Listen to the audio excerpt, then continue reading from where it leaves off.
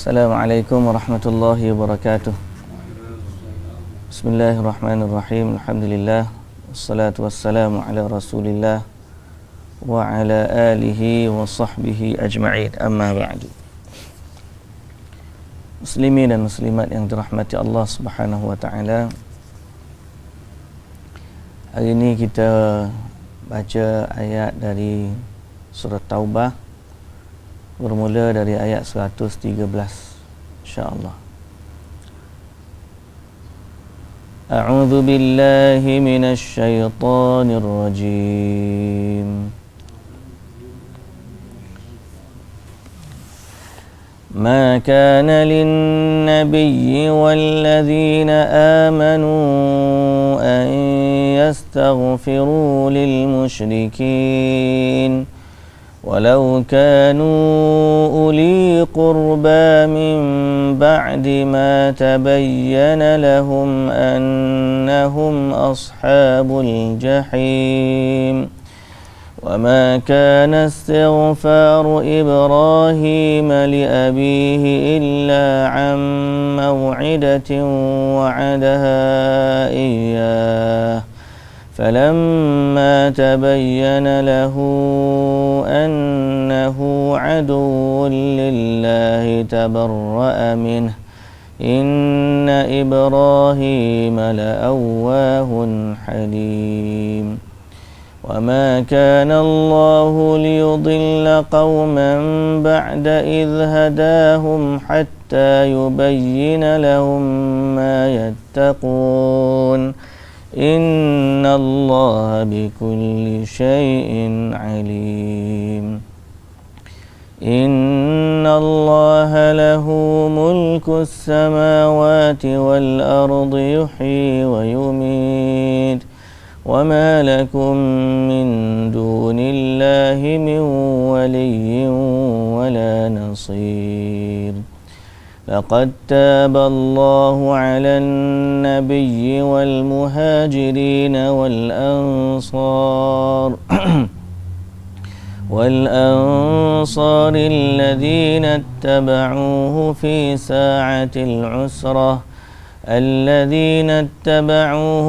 ساعة العسرة من بعد ما كاد يزيغ قلوب فريق منهم ثم تاب عليهم إنه بهم رؤوف رحيم.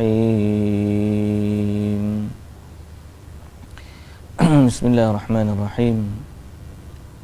الحمد لله والصلاة والسلام على رسول الله وعلى آله وصحبه أجمعين. Muslimin dan muslimat yang dirahmati Allah Subhanahu wa taala sekalian.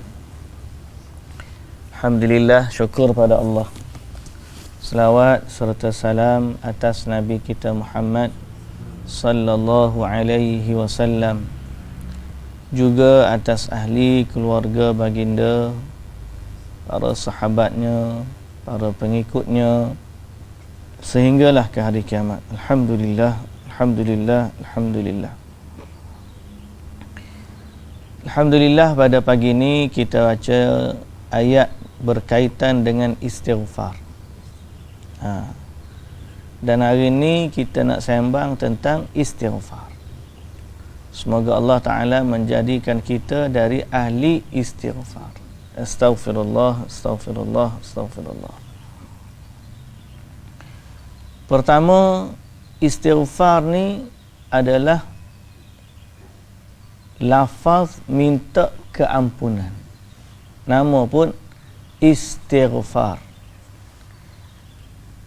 Dalam bahasa Arab, apa-apa yang dimulakan dengan alif sin ta, maknanya menunjukkan permintaan. Istighfar, minta ampun. Istighasah, minta tolong. Isti'anah, minta bantuan. Istifham, minta faham. Ni soal dipanggil hamzah istifham. Hamzah dalam bahasa Arab bagi istifham, minta faham, mana tanda soal, minta soal. Benda-benda isti depan ni menunjukkan permintaan. Istighfar, isti minta. Ghafar maknanya ampun, maghfirah. Istighfar maknanya minta maghfirah. Minta maghfirah atau minta ampun ni kita minta dengan siapa? Fa innahu la yaghfiru dzunuba illa anta. Wa man yaghfiru dzunuba illa Allah. Tidak ada yang boleh mengampunkan dosa melainkan Allah. Jadi tempat kita minta istighfar satu, tidak ada dua. Hanya satu tempat kita minta istighfar, iaitulah kita minta ampun dengan Allah. Bila berkait dengan dosa kita sesama, berkaitan dengan agama. Adapun dengan manusia kita minta maaf. Kita minta maaf di atas kesalahan kita sesama manusia. Adapun dengan Allah Azza wa Jalla kita minta keampunan dan kemaafan.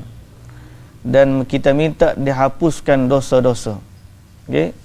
Jadi yang menghapuskan dosa ni hanya Allah. Bila kata yang menghapuskan dosa ni hanya Allah, dan Allah mengampunkan dosa hamba-hambanya, maka Allah Azza wa Jalla berkehendak untuk tidak mengampunkan orang-orang yang mensyirikkan dia dengan sesuatu. Allah tidak mengampunkan dosa-dosa orang yang mensyirikkan dia dengan sesuatu. Sama ada orang tu masa hidup dia syirik, kemudian dia minta ampun kepada Allah dalam keadaan dia tak berhenti dari kesyirikan lah, Allah tak ampun juga dosa dia. Apatah lagi kalau dia dah mati. Kalau orang tu dia syirik, dia minta dosa waktu dia hidup, dia minta ampun dengan Tuhan palsu dia. Memang Tuhan palsu dia tak boleh nak ampunkan lah. Ataupun waktu dia mati, ada orang lain pula yang orang Islam pergi minta doa untuk dia, pun Allah Ta'ala tak ampun juga. Sebab tu kita katakan bahawa istighfar adalah khususiyah orang-orang yang beriman. Maknanya tidak boleh istighfar kepada orang-orang yang tidak beriman. Tidak boleh. Dan inilah ayat yang kita baca pada pagi ini. Kata Allah Subhanahu wa taala, "Ma kana lin-nabiyyi wal-ladzina amanu an yastaghfiru lil musyrikin." Tidaklah dibenarkan bagi nabi. Nabi pun tidak dibenarkan. Apatah lagi orang lain daripada nabi. Tidak dibenarkan bagi nabi dan orang-orang yang beriman ayastaghfiru lil musyrikin, untuk minta ampun bagi orang musyrik. Makna bila dia mati, kita doakan keampunan untuk dia. Tak boleh. Walau kanu uli qurba, walaupun orang itu kaum kerabat sendiri. Min ba'di ma tabayyana lahum, setelah nyata bagi mereka annahum ashabul jahim, bahawa orang-orang musyrik itu ahli neraka. Apa maksud setelah nyata baginya ahli neraka?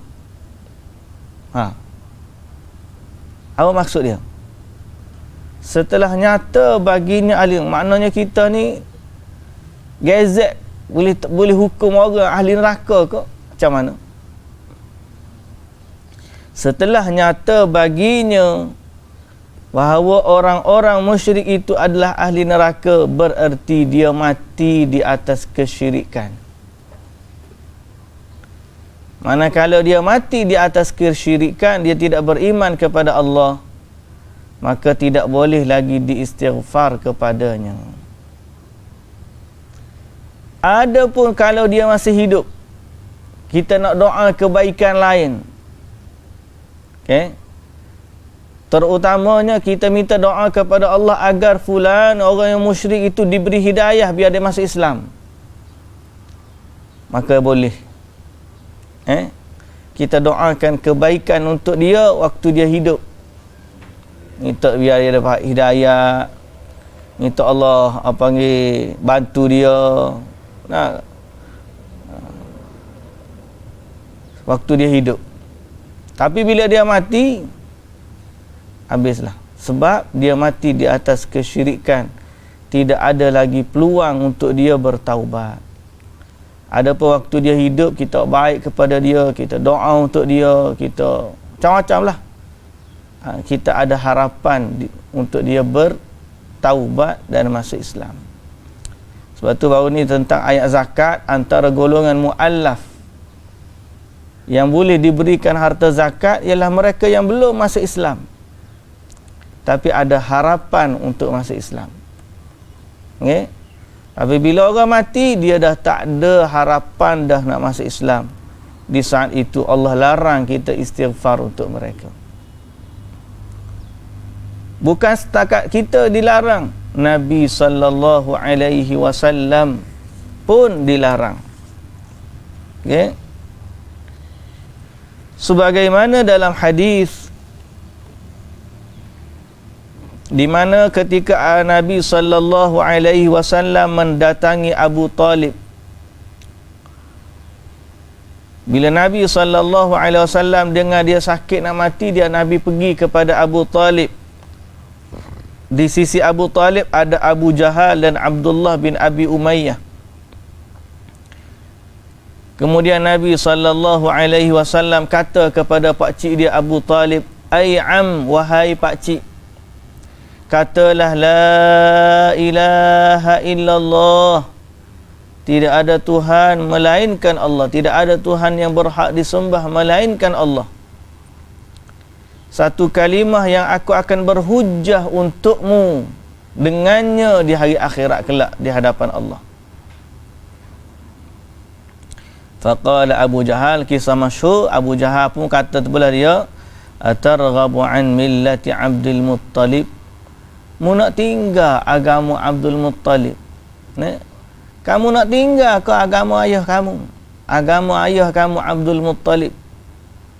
Abu Jahal ni, parah Abu Jahal ni.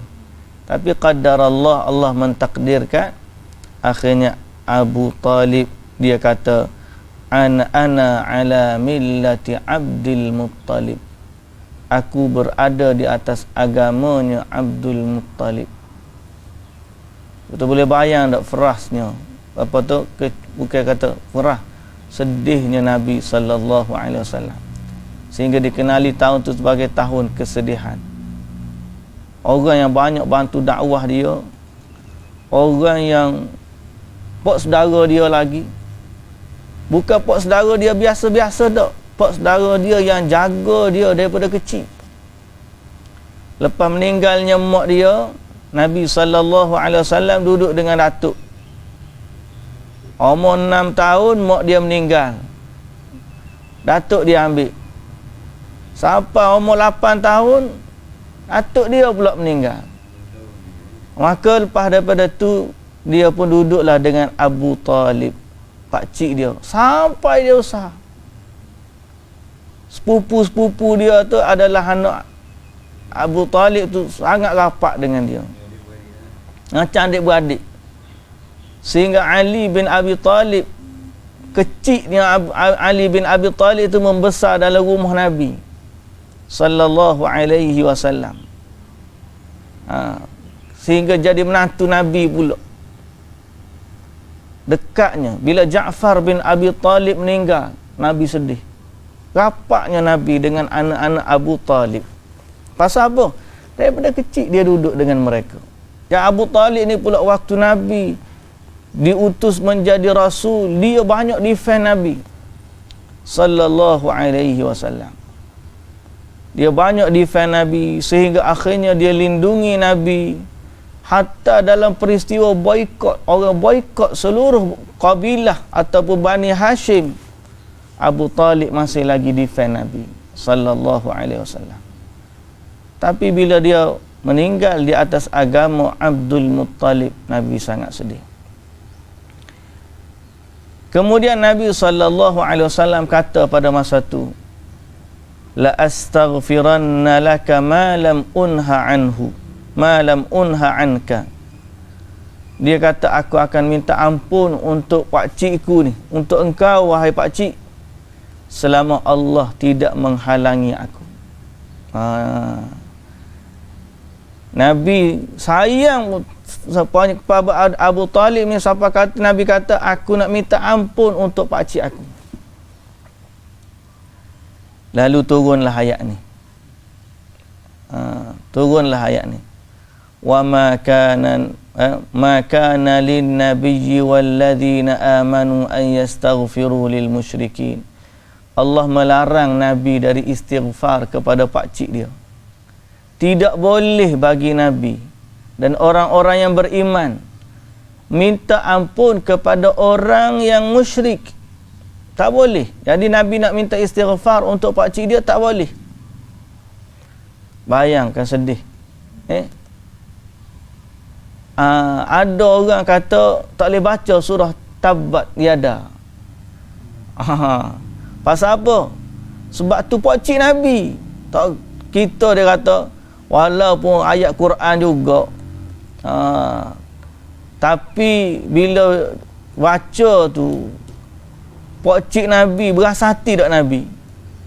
Dia kata walaupun orang kata udah pun pakcik dia.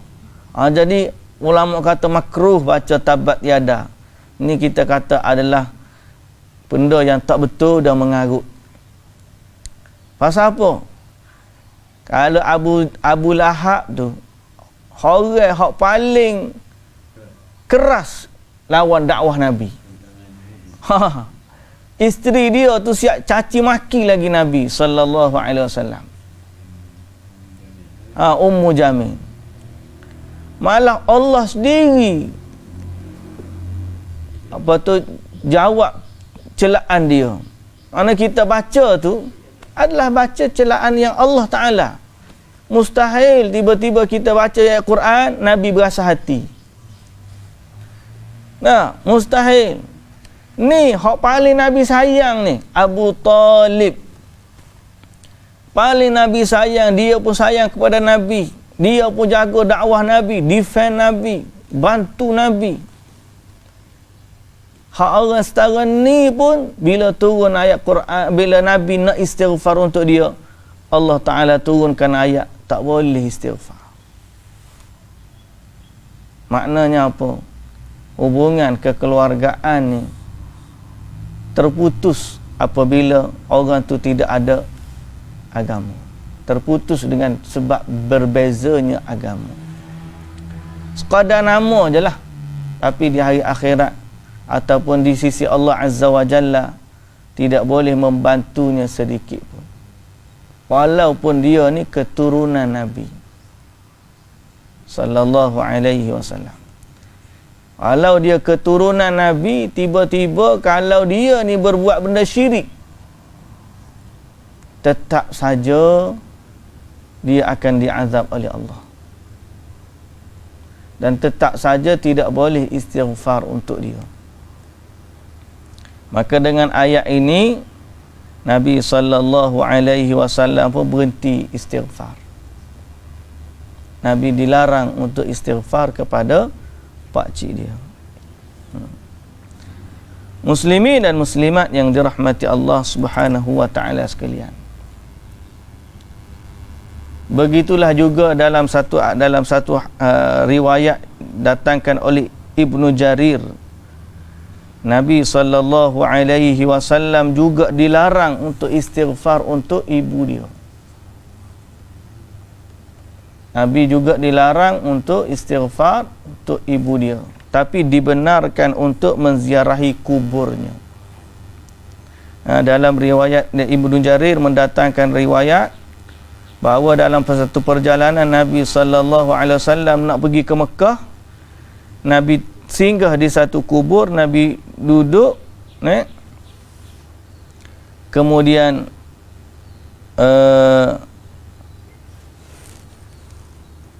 lepas daripada tu Nabi kata, para sahabat kata, ya Rasulullah, kami tengok kamu apa yang kamu buat tadi. Makna Nabi singgah di kubur tu, Nabi kata, aku minta izin kepada Tuhanku untuk ziarah kubur ibuku. Fa'azina li, maka aku dibenarkan. Kemudian aku minta izin untuk istighfar, minta ampun untuk ibuku. Falam ya'zalli, kata Nabi, Allah tidak izinkan aku. Di sinilah dia kata sebut fama ru'iya bakiyan aktsara min yauma idzin, aktsara min yaumi idzin. Tidaklah Nabi sallallahu alaihi wasallam dilihat menangis lebih kuat daripada hari itu. Nangis Nabi, betul lah, sedih, tapi dari sudut hukum tak boleh. Kita dalam bab ni jangan bercakap dengan emosi. Emosi memang sedih. Dari sudut emosi dengan sedih. Pak cik Nabi kot, mak Nabi kot, emosi tu. Sayang kita, memang kita sayang.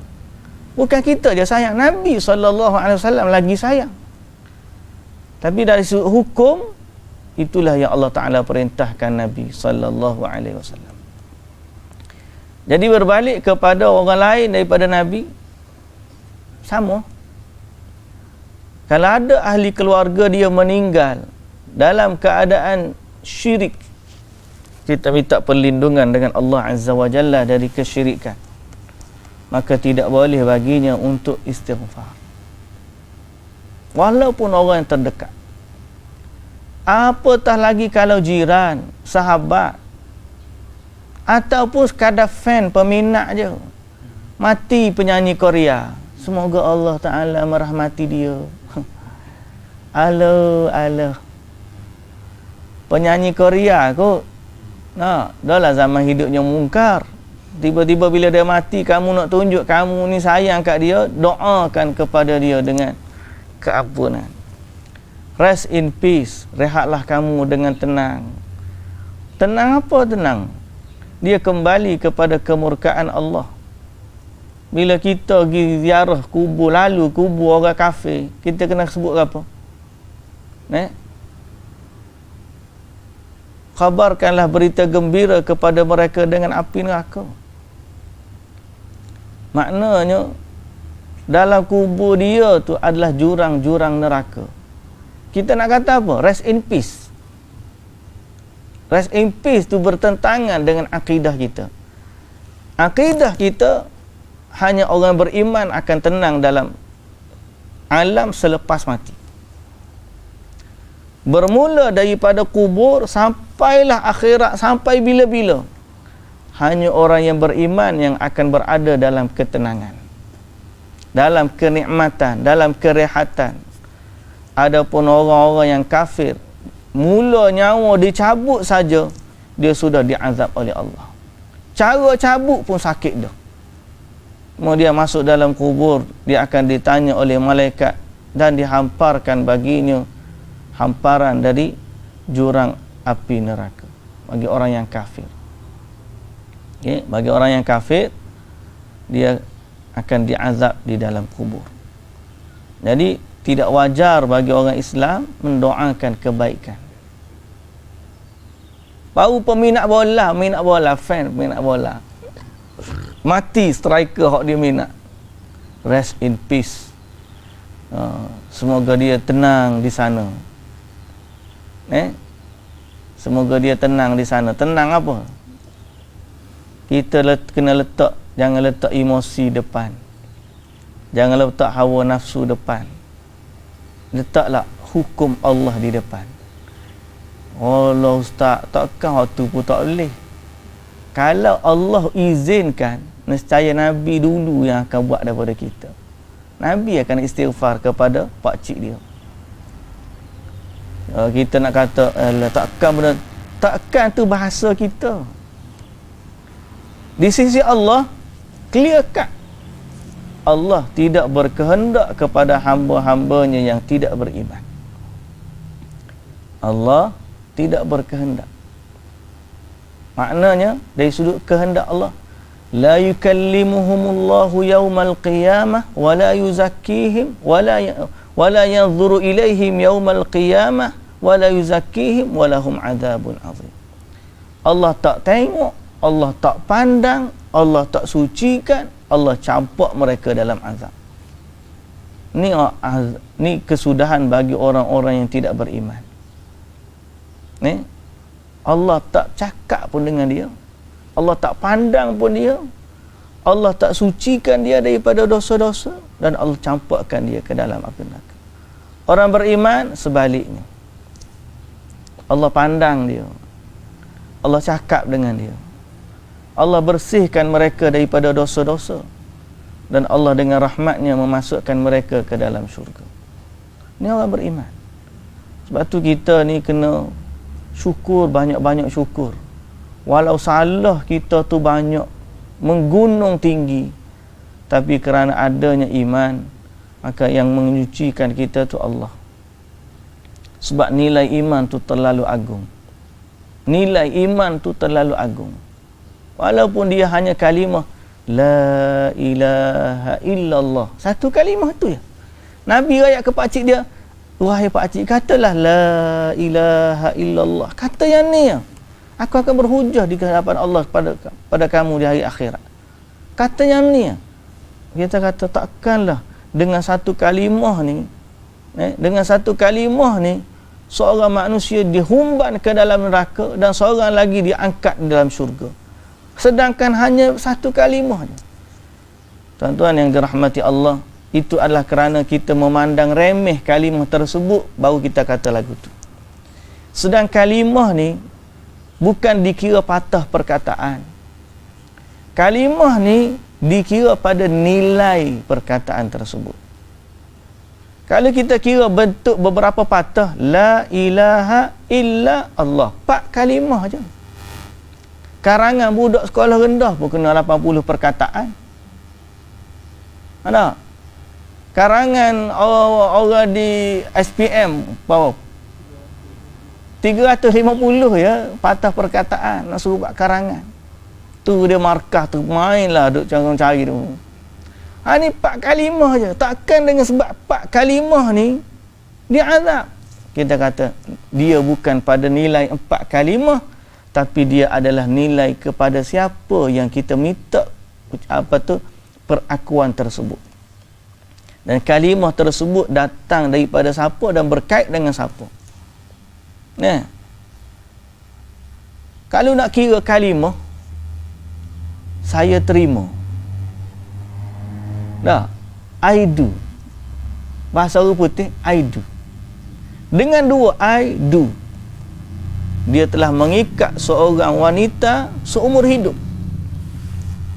Padahal 2 patah ya. Nah, I do. Dalam Islam, qabiltu nikahaha, aku terima nikahnya.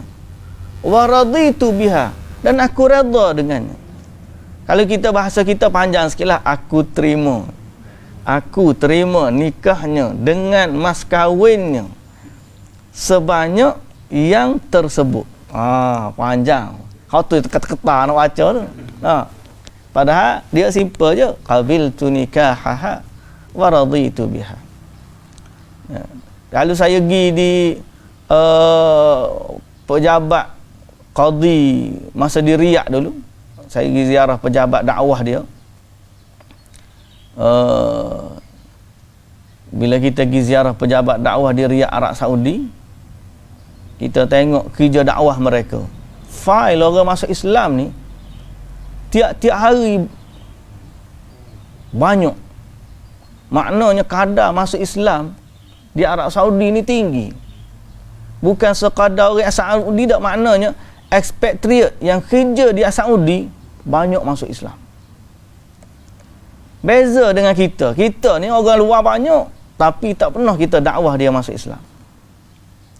Orang terutama orang Filipin. Orang Filipin kan banyak sana pergi kerja. Orang Filipin masuk Islam. Jadi saya ada ikut seorang ustaz. Ustaz tu daripada Thailand, Ustaz Hassan Abdul Qadir. Dia kerja pendakwah di Riyadh untuk dakwah orang-orang ni. Jadi saya gitu memang dipanggil Jaliyat. Jaliyat ni maknanya untuk semua bangsa ada. Pendakwah Afrika, pendakwah Cina, pendakwah Filipina, pendakwah, semua orang ni dilantik jadi pendakwah untuk ajak orang-orang dia masuk Islam. Dah ramai masuk Islam. Alhamdulillah. Kita majlis agama kena buat lagu tu. Maknanya orang Islam ni sebagai pendakwah lantikan orang Islam lah. Lantik juga orang-orang Filipina yang masuk Islam ni, lantik juga pendakwah untuk ajak mereka. Memang patut panggillah ustaz kita pergi join sekali dah. Barulah kita boleh jadi gitu kan. Tapi nak sebutnya, waktu tu saya pergi kebetulan ada orang tu dia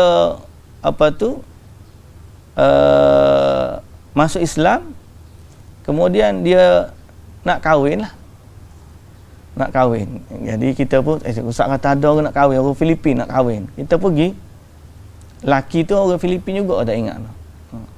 Jadi oleh kerana qadhi ni dia tak faham bahasa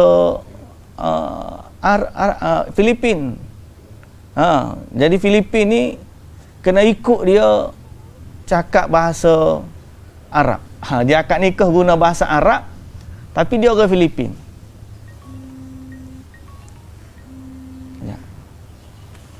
Dia orang Filipin. Alamak, tertekan. Tadi tengah kelas. Kejap.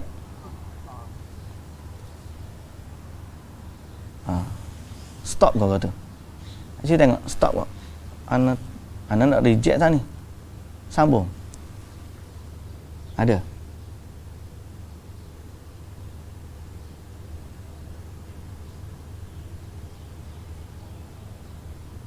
Kalau kira ni nampak ada lagi.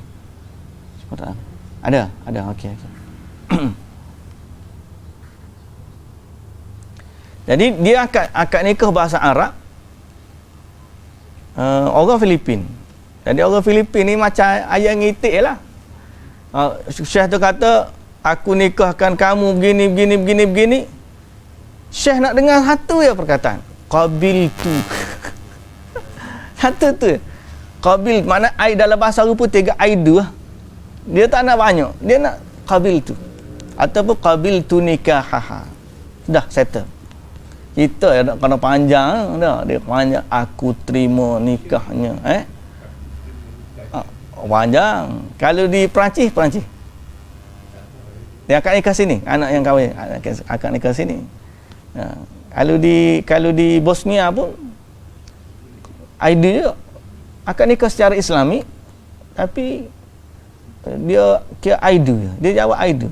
Setujukah kamu aku nikahkan kamu dengan Fulanah binti Fulan, berwalikan ayah dia, semua tu imam baca, berwalikan ayah dia dengan mas kahwin gini. Setujukah kamu? Setuju. Dah. Gitu ya.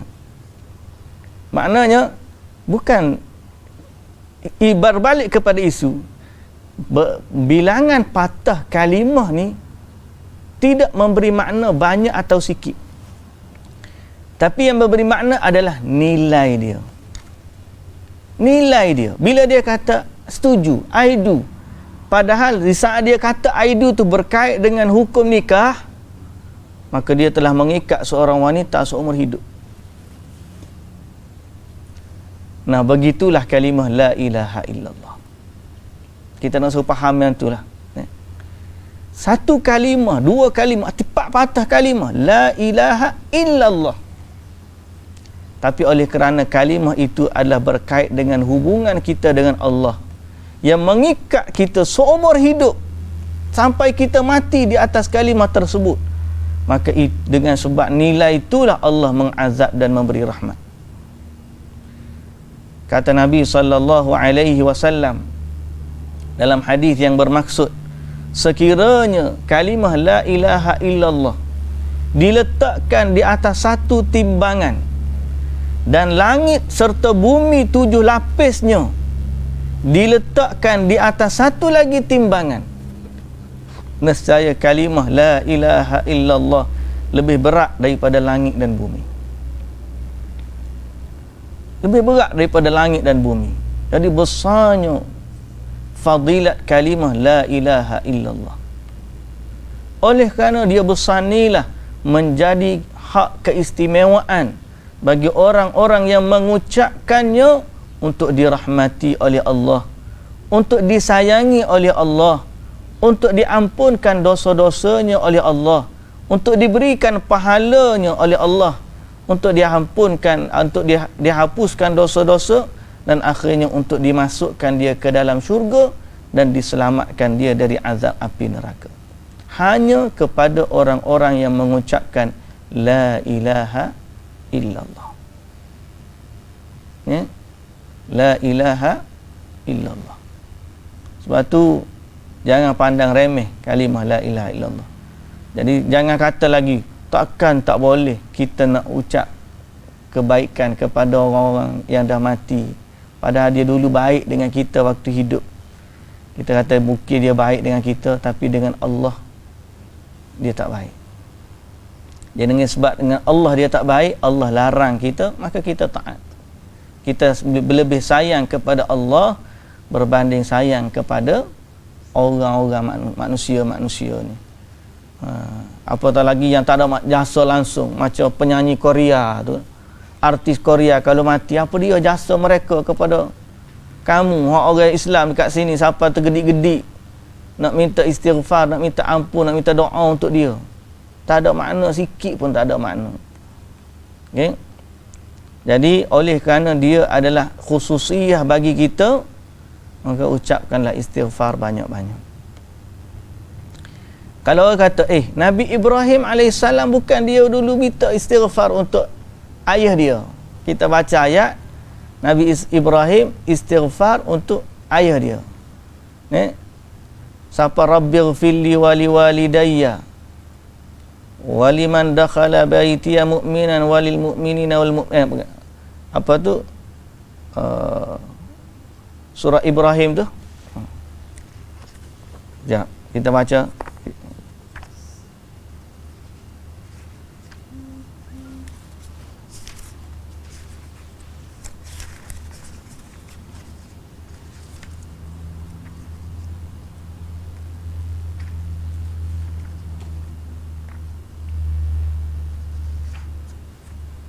Rabbana ighfirli wa liwalidayya walil mu'minina yawma yaqumul hisab. Doa Nabi Ibrahim kan. Rabbana ighfirli wa surah Ibrahim ayat 41. Rabbana ighfirli wa liwalidayya, wahai Allah Tuhan kami, ampunkanlah dosa kami dan dosa kedua ibu bapa kami dan dosa orang mukminin pada hari berlakunya hisab. Kan Nabi Ibrahim pernah bersumpah juga, dia kata pada ayah dia, la astaghfiranna lak, aku akan minta ampun kepada Allah untuk kamu. Jadi Allah Subhanahu wa taala pun jawab, wa ma kana istighfaru Ibrahim, dalam ayat seterusnya 114 ni, dan tidaklah istighfar Nabi Ibrahim bagi bapanya melainkan kerana ada janji yang dijanjikan kepadanya. Nabi Ibrahim pernah janji dia nak istighfar untuk ayah dia. Tapi Nabi Ibrahim pun falamma tabayyana lahu annahu aduwwun lillah, apabila nyata kepada Nabi Ibrahim bahawa bapanya adalah musuh bagi Allah, tabarra'a min, dia berlepas diri daripadanya. Inna Ibrahim la'awwahun halim, sesungguhnya Nabi Ibrahim itu lembut hati lagi penyabar.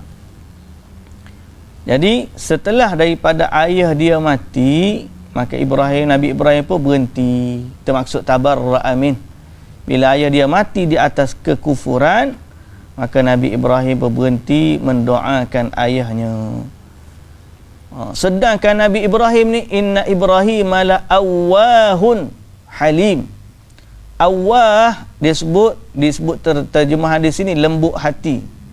Kata Abdullah ibnu Mas'ud, awwah ialah ad-da'a, orang yang banyak doa.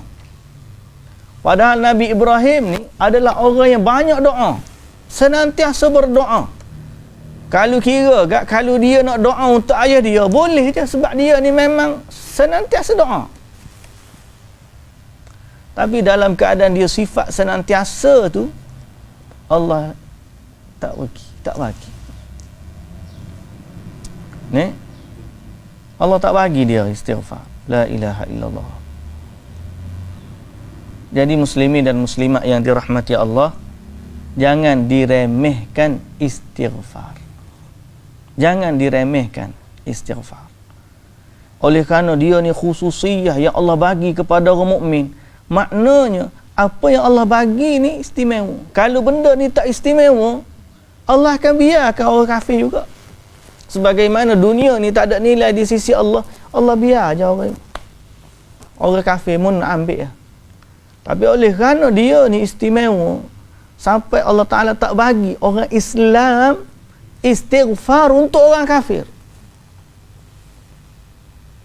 Nah, seolah-olah dia ni kasta lain, kalau bahasa kasta tak boleh nak bagi kepada dia. Kalau kita ada jamuan, tiba-tiba ada orang miskin mari, ada orang susah mari, ataupun orang lain lah, tak usah kata orang, kalau istilah makanan tu universal, tapi ni kita kata ni ada bahagian untuk anak beranak kita, orang-orang kita je. Nak bagi harta pusaka lah kita kata. Nak bagi harta pusaka. Tiba-tiba ada orang mari, dia duduk menepek tepi. Dia bukan ahli keluarga. Kita pun tengok bagi harta pusaka. Dia pun minta, boleh tak aku nak sikit? Nah, boleh ke tak? Tak boleh. Tapi kalau ada dia dalam tu, tiba-tiba di kalangan waris ni, kita kata kita pakat-pakat kita bagilah ke dia sikit. Dibenarkan, bolehlah bagi sikit sebagai hadiah. Tu harta. Tak boleh nak bagi semua. Dan kita pun tak rasa dia sebahagian daripada kita.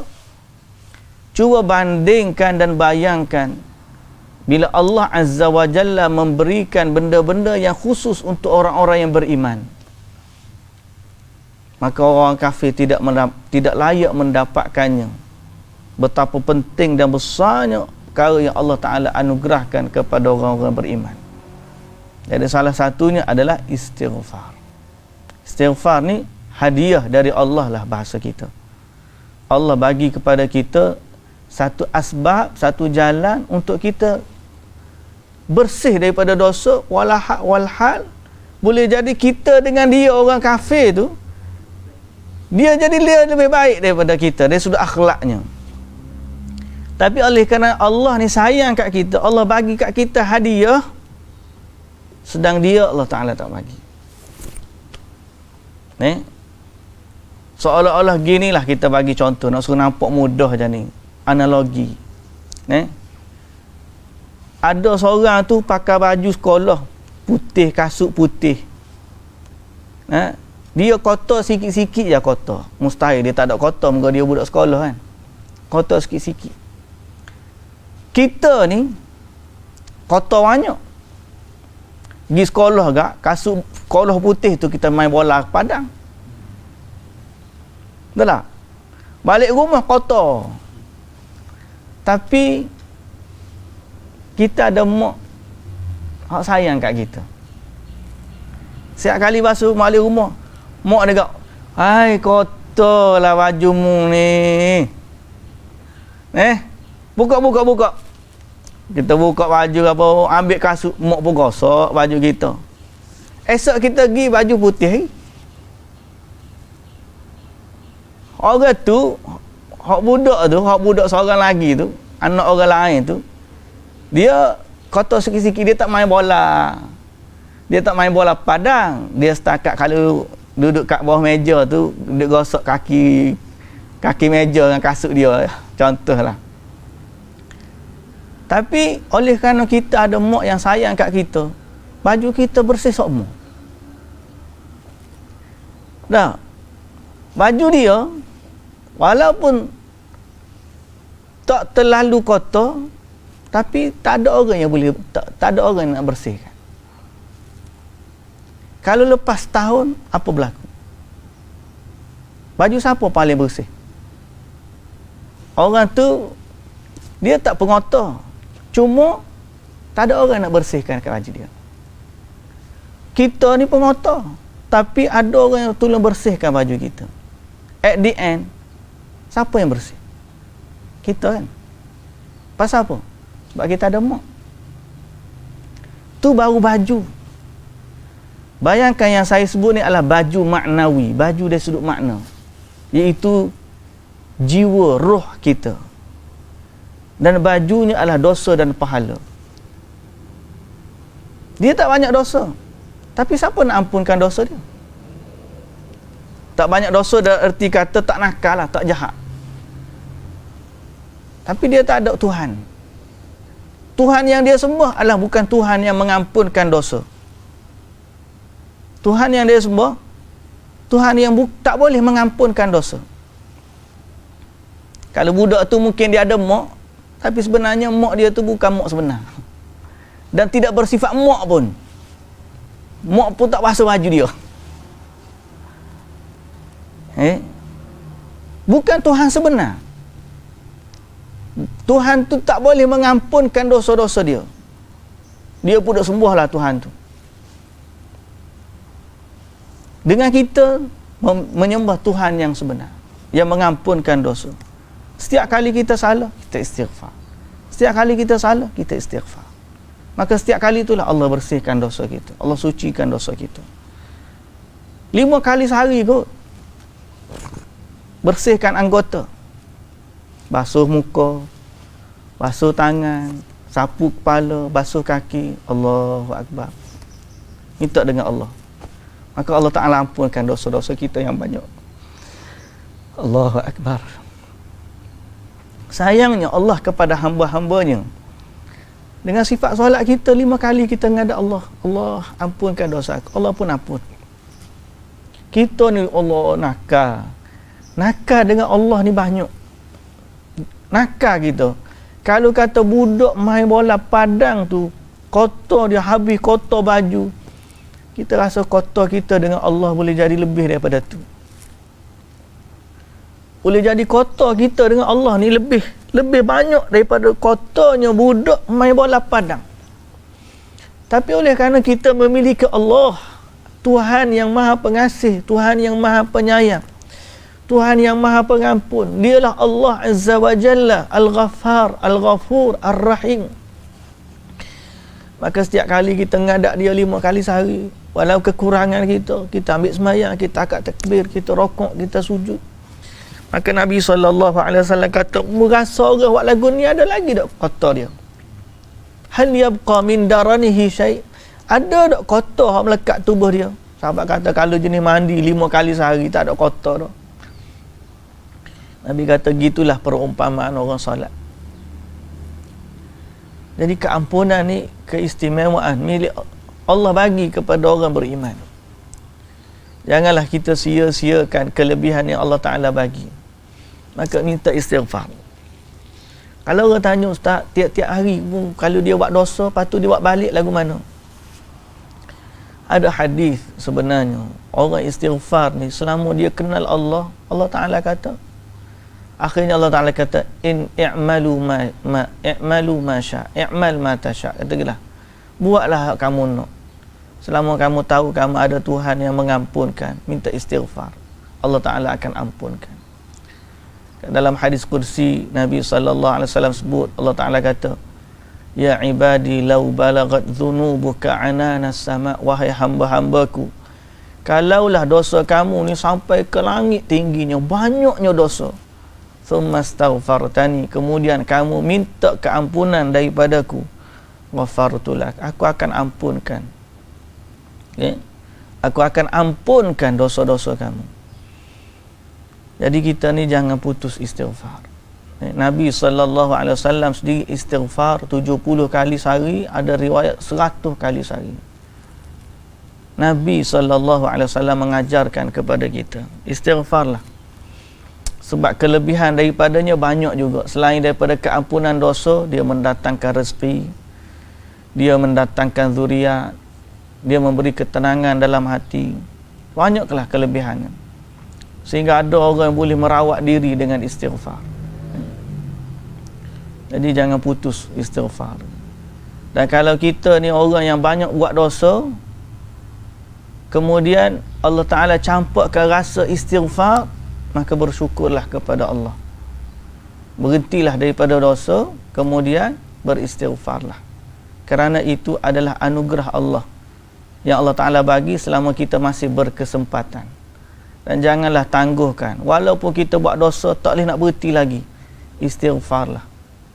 Ni, istighfarlah. Dan istighfar ni lagi luas daripada taubat. Saya sudah sebut. Taubat, berhenti daripada dosa. Istighfar, minta ampun daripada dosa. Ada orang istighfar tapi tidak melazimi taubat. Maknanya dia istighfar, dia buat pula. Dia istighfar, buat pula. Adapun orang taubat, dia berhenti daripada dosa. Bila orang bertaubat, dia akan istighfar. Tapi belum tentu semua orang yang beristighfar adalah orang yang bertaubat. Kerana taubat tu lebih khusus daripada istighfar. Jadi seruan saya kepada kita semualah, yang paling baik ialah taubat. Bertaubatlah kepada Allah. Makna berhenti daripada dosa, kemudian minta ampun, berhenti daripada dosa, gantilah amalan tu dengan amalan baik. Tapi kalau kita tak mampu, maknanya tak mampu berhenti daripada dosa. Ada orang tak mampu, ya, dibelit dengan belenggu-belenggu dosa. Tetap saja kita kata, jangan putus asa dari istighfar. Istighfarlah. Astaghfirullah, astaghfirullah, astaghfirullah. Astaghfirullah wa atubu ilaih. Aku beristighfar dan aku bertaubat. Aku beristighfar dan aku bertaubat. Maknanya itu dia gabungkan dua, istighfar dengan taubat. Jadi berhenti daripada dosa itu lebih baik. Cuma kalau orang tak mampu, istighfar. Kemudian Allah Ta'ala nak ampunkan dosa dia, itu urusan Allah. Boleh jadi kalau dia istighfar dalam keadaan masih lagi buat dosa, Allah ampunkan dosa dia. Boleh jadi. Sebagaimana hadis-hadis yang kita sebutkan tadi. Tapi yang paling baik adalah taubat. Berhenti daripada dosa. Itu yang paling baik. Ni. Wallahu ta'ala alam. Muslimin dan muslimat yang dirahmati Allah, mudah-mudahan Allah memberkati kita semua. Allah mengampunkan dosa-dosa kita dan Allah menjadikan kita ahli istighfar. Wallahu ta'ala alam. Subhanakallahumma wa bihamdika asyhadu an la ilaha illa anta astaghfiruka wa atubu ilaik. Aqulu qawli hadha wa astaghfirullahal azim li wa lakum. Assalamu alaikum warahmatullahi wabarakatuh.